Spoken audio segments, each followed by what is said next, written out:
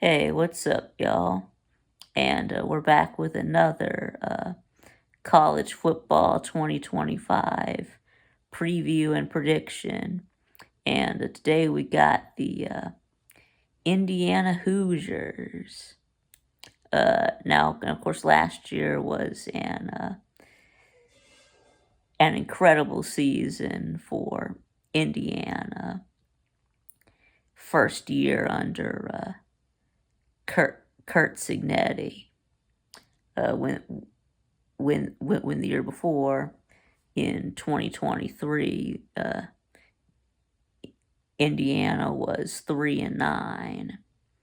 Of course, last year, 11-1, with their only loss being to Ohio State, and made it to the first ever 12-team playoff. Though they did get eliminated by Notre Dame in the first round of the playoffs. So now, this year, looking to go back to the college football playoffs. Yeah, can they do that? We'll see. So now, you do lose your quarterback,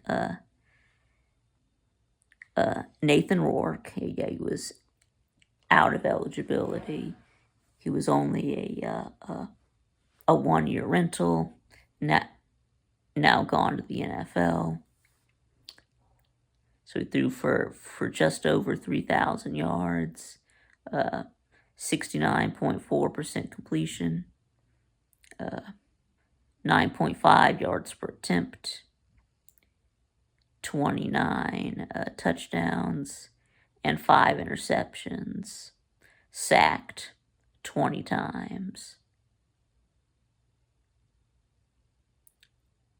But anyway, but he's gone now. Though he ran the offense really efficiently. So last year, 41 points per game and 426 yards per game. So that's like 10 yards per point, which is really efficient. So they made the most of their yards. Didn't get bogged down in the red zone. So,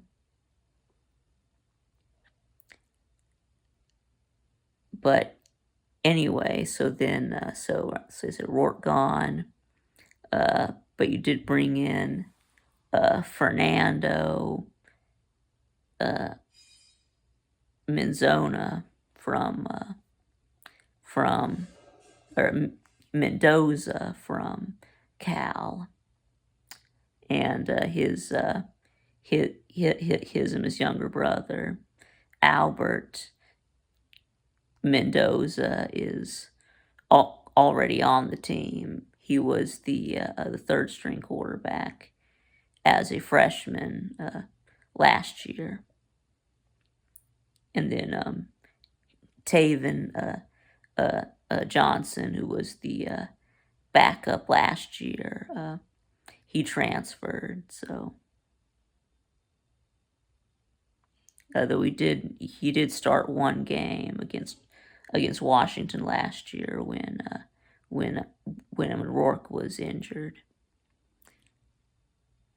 Anyways, it's just going to be Mendoza, although you did also bring in a quarterback transfer, Grant Wilson from Old Dominion. Anyway, but obviously Mendoza is going to be the starter. Last year at Cal, 3,000 yards, 68.7% completions, 7.8 yards per attempt, 16 touchdowns to 6 interceptions. And he was sacked 41 times. Yep, his offensive line was trash.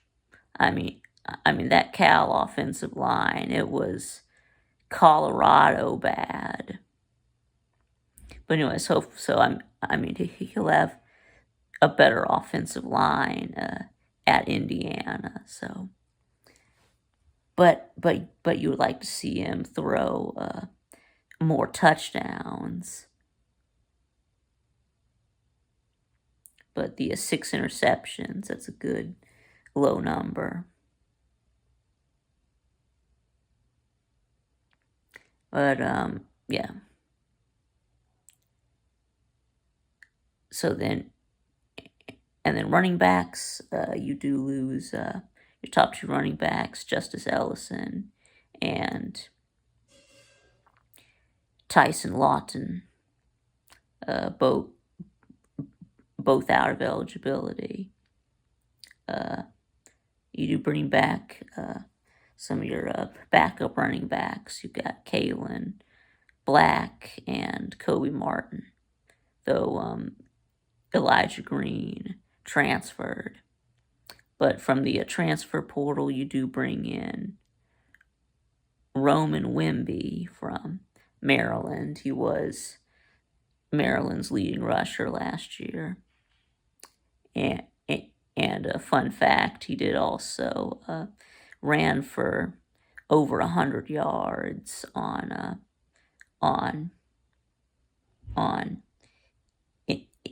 Indiana's defense. Even though his and his team lost, and I guess that game, made Signetti be like, yeah, we need to get this guy on our side. Yeah, so we had actual in-person scouting on Roman Wimby. So.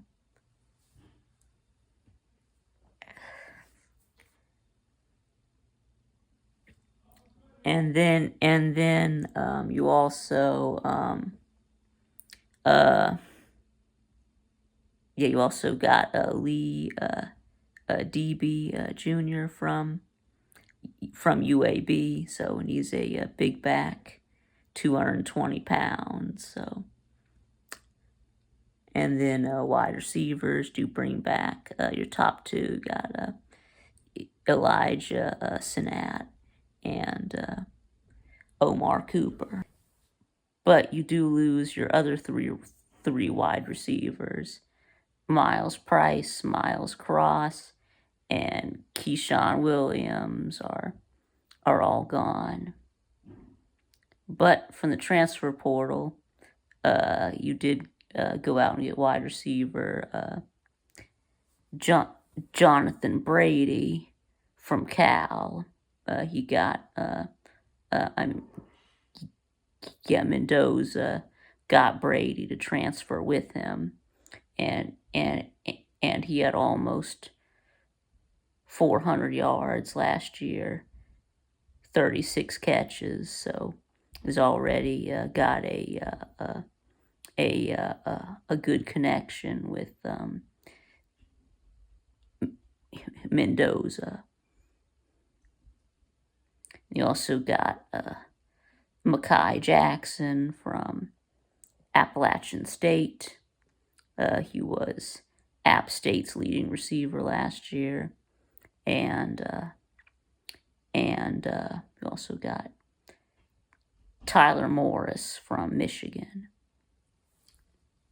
And then tight ends, you do lose your tight end, Zach Horton, to the NFL, and then Sam West transferred. But out of the transfer portal, you did get Holden Stays from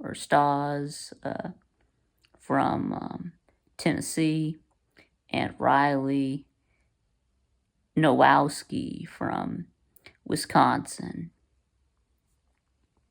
So now, taking a look at your, so we'll do your special teams next. You do return kicker Nicholas Radikic, uh, who was 10 out of 11 on field goals last year. And then he's gone. You also, excuse me, he's back. Yeah, he's back. But your punter,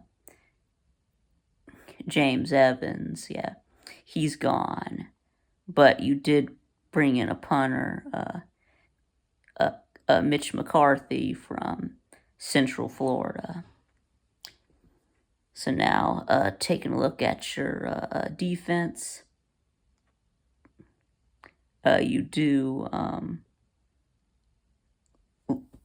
lose 4 starters, so you return 7 starters. So this will start with the with the defensive line. You do lose both of your defensive tackles, C.J. West and James Carpenter. So from the transfer portal, you did go out and get Dominic Ratliff from Texas State and Hosea Wheeler from Western Kentucky. And you do also bring back one of your backup defensive tackles from last year, Tyreek Tucker. And then both of your defensive ends return. You do bring back Mikhail Kamara, he had 10 sacks last year, so could have gone pro, but decided to come back, which is huge. And then also your other defensive end on the other side, Linnell Carr Jr. is also back. And so then taking a look at your linebackers, you do bring back your leading tackler, Aiden Fisher, had over 100 tackles last year. And they do also bring back your third linebacker, Isaiah Jones. But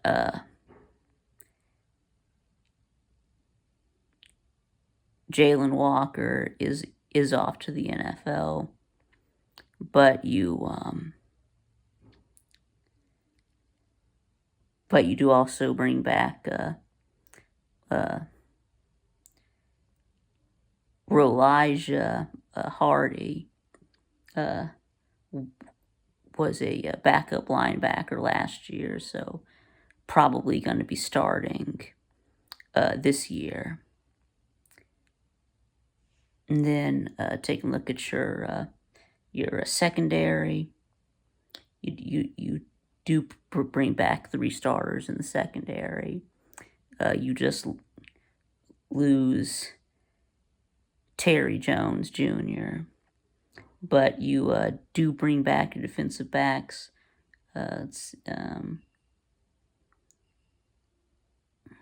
Sean Aswell, D'Angelo Pons, and Amari Farrell. And let's see, and then from the transfer portal, do bring in safeties, Louis Moore from Ole Miss, and he actually started out at Indiana. yeah, he was a starting safety for Indiana in 2023. Uh, and I mean, he had 3 interceptions and probably would have been starting in 2024, but he left to go to Ole Miss. Didn't get much playing time, so now he's back at Indiana. And then also safety Devin Boykin from NC State. He did not play in 2024 uh, due to injury, but he was one of NC State's starting safeties in 2023. And then you also got cornerback Rylan Gandy from Pitt. So now last year your defense was really good.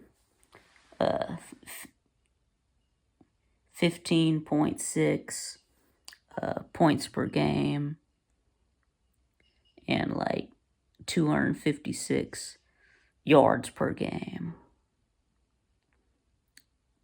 Anyway, so now I guess let's go ahead and get into your schedule. So you do start out with these 3 non-con wins. You've got Old Dominion, Kennesaw State, and Indiana, and I mean you'll just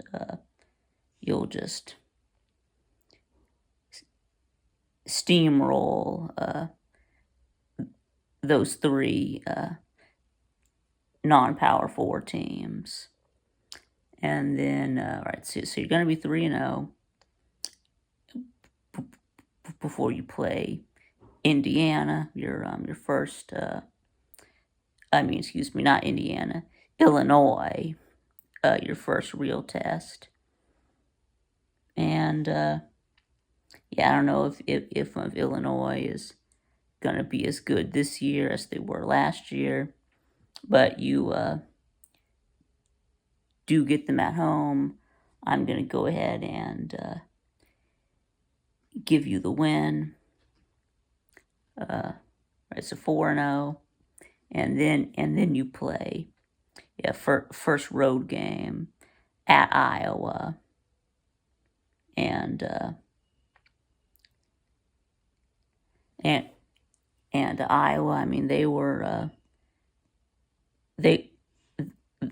decent last year.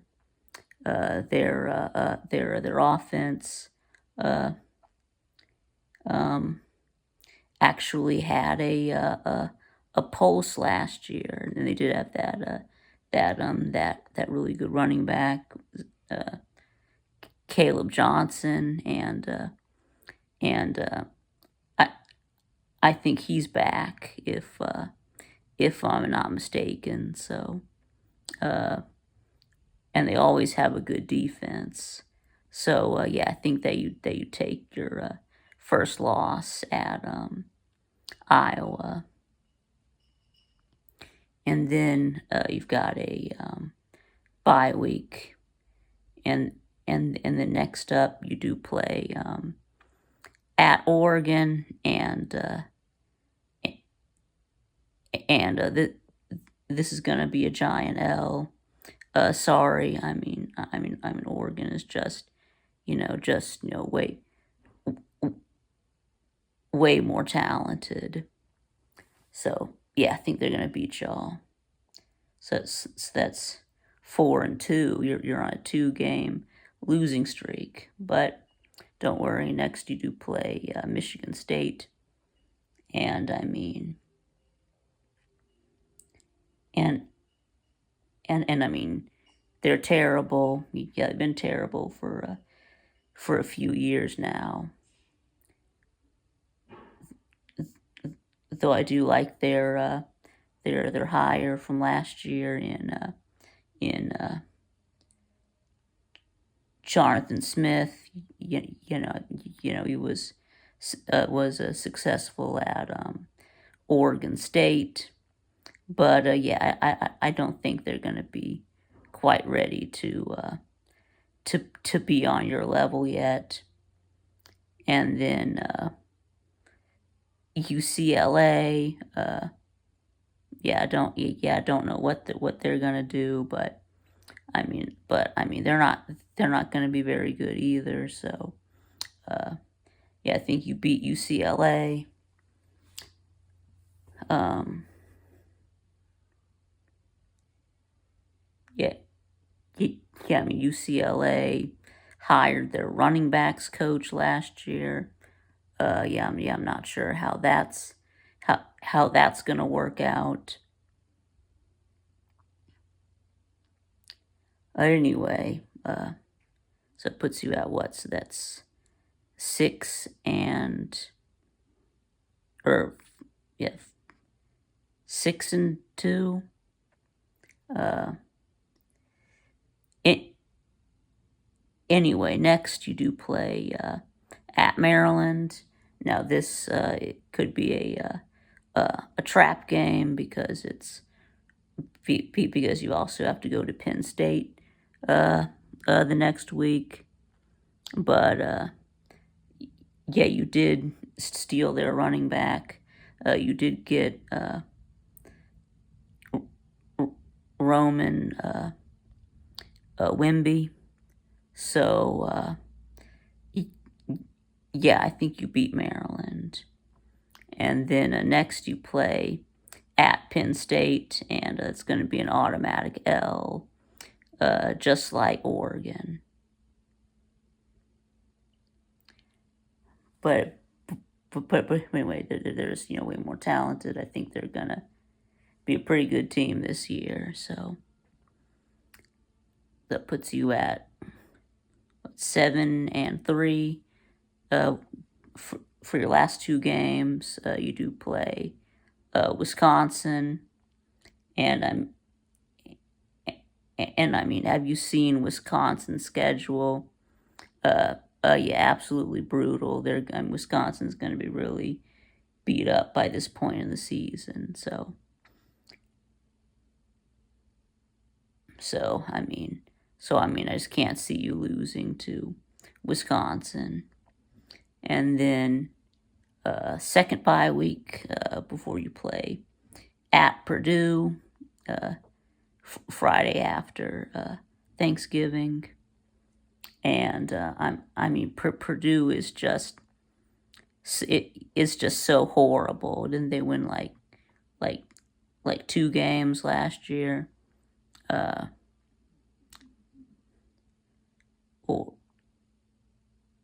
Or 1 game, whatever. Last year, didn't you beat them like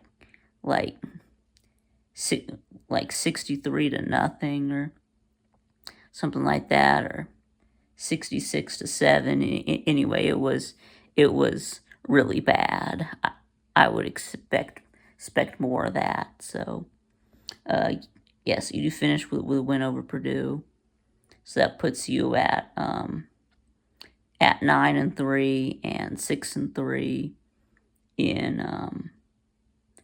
the Big Ten. So yes, that means no playoffs for you this year, unfortunately.